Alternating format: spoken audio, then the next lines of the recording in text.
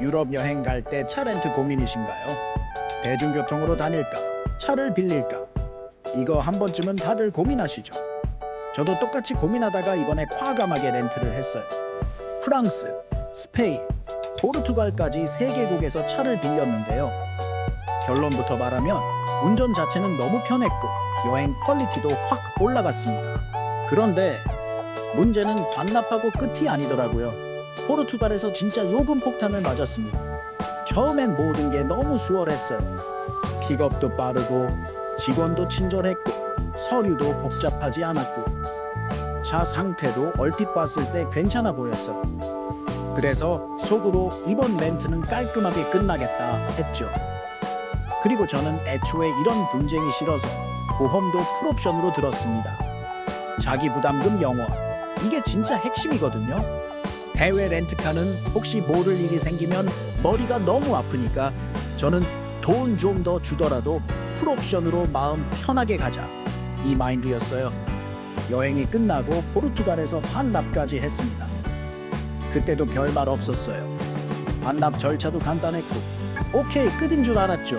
그런데 며칠 지나서 렌트카 회사에서 메일이 한 통 옵니다. 내용이 뭐였냐면 차 유리에 장기스가 있다. 비용을 청구하겠다. 이 문장을 보는 순간 머리가 하얘지더라고요. 저는 바로 떠올랐어요. 나는 풀옵션 보험을 들었고 자기 부담금 0원인데 왜 청구가 오지? 그래서 그 자리에서 감정적으로 대응하기보다는 최대한 차분하게 반박 메일을 보냈습니다. 요지는 딱 3가지였어요. 첫째, 나는 풀옵션 보험 가입자다. 둘째, 계약 조건상 자기 부담금 0원이다. 셋째, 청구하려면 증빙을 달라.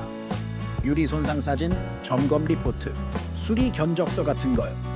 그리고 가능하면 반납 시점에 직원이 확인했다는 기록이 있는지까지 물었습니다.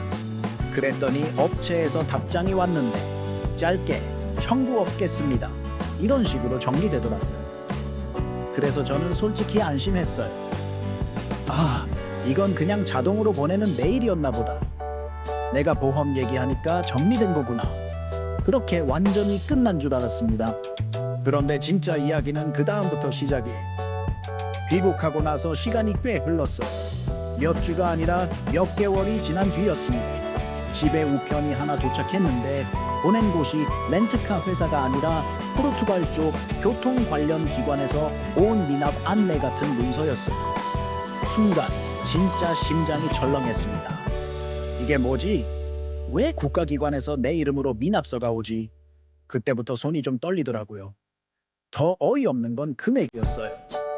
금액을 보는데 이상하게도 정말 딱 제가 걸어둔 보증금이랑 똑같은 수준으로 맞춰져 있는 느낌이었습니다.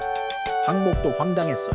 신호 위반 관련 내용이 있고 그 옆에 유리 돌파, 타이어 관련, 기타 손상 같은 게 섞여 있었어요. 말 그대로 위반 환승 손상을 한 번에 묶어서 묻지마 청구처럼 던져놓은 느낌이었죠. 여기서 제가 제일 먼저 한 게 뭔지 아세요? 일단 돈부터 내야 하나? 이 생각이 들더라고요. 해외에서 온 미납서, 심지어 교통 관련 기관이라고 하면 사람 심리가 위축되거든요. 괜히 안 내면 더 큰 문제 생기는 거 아니야? 입국할 때 걸리면 어떡하지? 이런 생각이 확 들어요. 근데 그때 마음을 다잡고 제가 했던 메일 기록부터 다 꺼냈습니다. 렌트카 업체가 청구 없겠다고 보낸 답장, 제가 풀옵션 보험 가입했다는 증거, 결제 내역, 계약서, 그리고 우편에 적힌 항목들을 하나씩 분리해서 다시 확인했어요. 그 과정에서 알게 된 게 있습니다. 신호 위반은 솔직히 말하면 저희가 한 게 맞았습니다. 그건 인정할 수밖에 없었고 그 부분은 낼 수 있다고 봤습니다.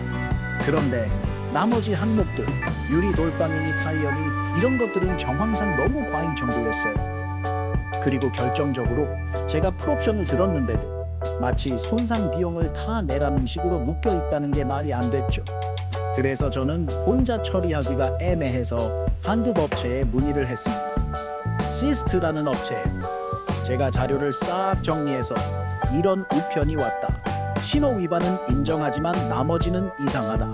그리고 금액이 보증금이랑 똑같이 맞춰져 있다. 이런 상황을 설명했죠. 그랬더니 그쪽에서 포르투갈로 문의를 넣어봤다고 하더라고요. 여기서 또 한 번 어이가 없었던 몇 주 뒤에 돌아온 답변이 뭐였냐면요. 다른 항목은 빼고 다른 신호 위반 것만 내라 라는 식으로 바뀐 겁니다. 아니, 처음 우편에는 유리 돌방이니 타이어니 해서 보증금과 비슷한 금액으로 날아왔는데 문의 넣으니까 갑자기 그건 빼고 신호 위반만이라고요?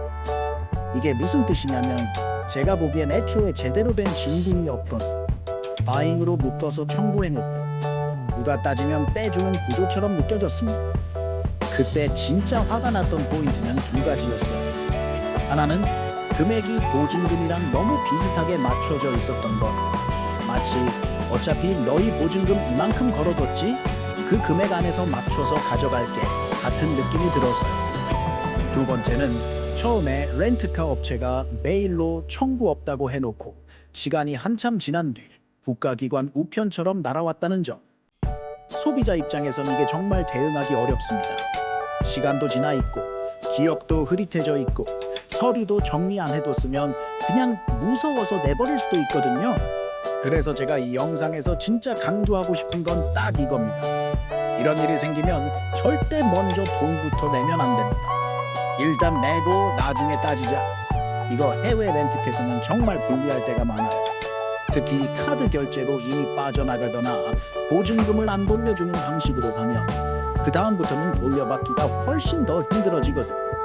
그리고 저는 개인적으로 가능하면 해외 렌트카 이용할 때 해외 결제 차단이나 특정 결제 방식 관리도 한번 고려해 보셨으면 좋겠어요. 왜냐하면 업체가 애매한 명목으로 추가 결제를 시도하는 경우가 종종 있고 그걸 막지 않으면 결제됐네? 하는 순간이 올 수 있어요. 물론 카드사와 차지백으로 다투는 방법도 있지만 그 과정이 생각보다 피곤합니다. 여행 끝났는데도 스트레스가 몇 달을 가요. 무조건 해야 하는 건 항의입니다. 정중하게, 하지만 단호하게. 그리고 핵심은 증거를 달라는 말을 반복하는 겁니다.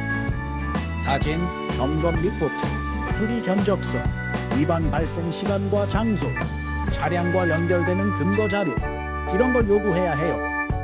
왜냐하면 대부분 제대로 된 자료가 없거나 있어도 불명확한 경우가 많거든요. 그럼 증거 주세요 라고 했을 때 상대가 명확한 자료를 못 내놓으면 그때부터 흐름이 바뀝니다. 그리고 이것도 정말 중요합니다. 차를 받을 때, 반납할 때 영상이나 사진을 꼭 남기세요. 특히 유리, 타이어, 휠, 범퍼, 가부 이 5군데는 진짜요. 30초만 찍어도 나중에 내 인생을 구할 수 있습니다. 반납할 때 직원이 오케이라고 말하는 순간까지 영상으로 남겨두면 더 좋고요. 정리하자면 유럽 렌트카는 여행을 편하게 해주는 최고의 도구일 수 있는데 동시에 반납 이후가 더 위험한 구간일 수 있습니다. 메일 한 통, 우편 한 장이 몇 달 뒤에 와서 여행의 좋은 기억을 한 번에 스트레스로 바꿔버릴 수 있거든요. 그래서 여러분이 렌트를 고민 중이라면 렌트 자체만 볼 게 아니라 사후 청구가 왔을 때 내가 대응할 수 있는 구조로 준비하는 거, 이 진짜 핵심입니다. 혹시 여러분도 해외 렌트카로 과다 청구나 억울한 청구 받아보신 적 있으시면 댓글로 남겨주세요. 나라별로, 회사별로 어떤 패턴이 있는지 서로 공유하면 정말 도움이 될 것 같습니다. 다음 영상에서는 제가 실제로 어떤 문장으로 메일을 보냈는지, 증빙을 어떻게 요구했는지, 그리고 어떤 자료를 준비했는지까지 더 구체적인 템플릿으로도 정리해서 알려드릴게요. 구독, 좋아요 꼭 해주세요.